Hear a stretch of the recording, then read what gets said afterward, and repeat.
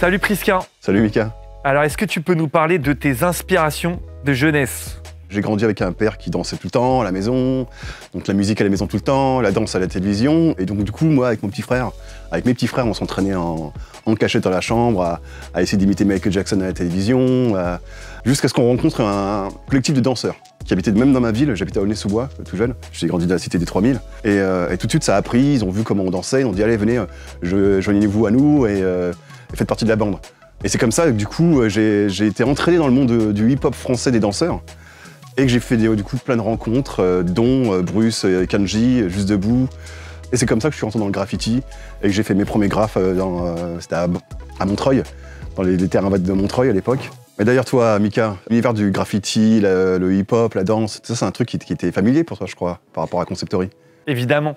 Olympiade, donc une cité, on va dire, au cœur de la capitale, dans le 13e arrondissement, où j'ai appris tout l'univers graffiti, tag, roller, skate. Donc effectivement, c'est comme ça qu'on en est arrivé à être convaincant pour aller approcher des marques en étant authentique. Donc on a eu des premiers clients comme Levi's, Converse, Timberland, New Balance, qui étaient des marques qui nous parlaient et qui ont su nous faire confiance pour des premières collaborations. Donc ton parcours, je crois qu'il a démarré étonnamment dans l'univers digital informatique. Ouais, alors, c'est marrant que tu me poses cette question parce que c'est vrai que quand on me regarde aujourd'hui, on a l'impression que je suis un mec qui a fait des études d'art, que je suis un artiste confirmé, que j'ai toujours été ce que j'ai fait toute ma vie.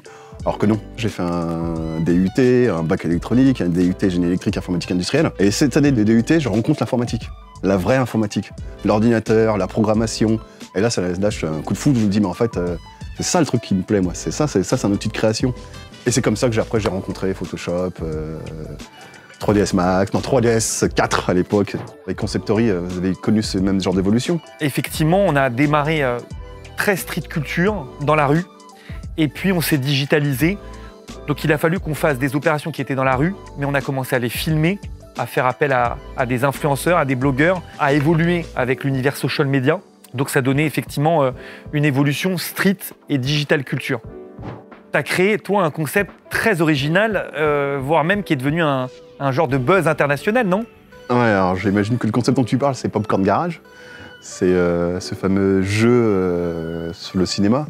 On a lancé l'idée de Popcorn Garage en étant un jeu où tu as 66 images, 66 films cachés dans une image, et il faut les retrouver. Et souvent un concept très simple, tu tapes ce que tu vois, et si t'es bon, t'as un point, si t'es un mauvais, t'as une erreur. Et au bout de 3 erreurs, le jeu s'arrête.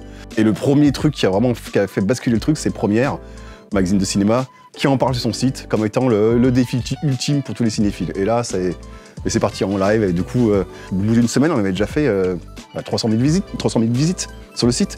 Donc c'était un record. Bon, alors Prisca, on arrête le teasing, on va révéler quand même la collaboration entre Prisca et Conceptory, l'agence. Bah, en fait, c'est un ami à moi qui m'a présenté l'agence, qui m'a dit que vous étiez à la recherche d'un logo. Et lorsqu'il me l'a présenté, mais en fait, il m'a présenté avec tous les éléments qui la constituent, c'est-à-dire son ADN, d'où elle vient, le hip-hop, la street, tout ça. Les gens qui la constituent, c'est une petite agence, c'est très humain. Et j'ai essayé de faire quelque chose qui soit dynamique, qui représente un peu la street, quand même, mine de rien, parce que le style, c'est quand même un style un peu street, mais qui reste aussi, quand même, malgré tout, assez corporate, qu'on puisse présenter à des agences. Le truc qui était cool avec cette collab, c'est qu'elle s'est passée de façon très naturelle. C'était assez fluide, et j'en suis plutôt fier. Et c'est le début d'une belle histoire, of course.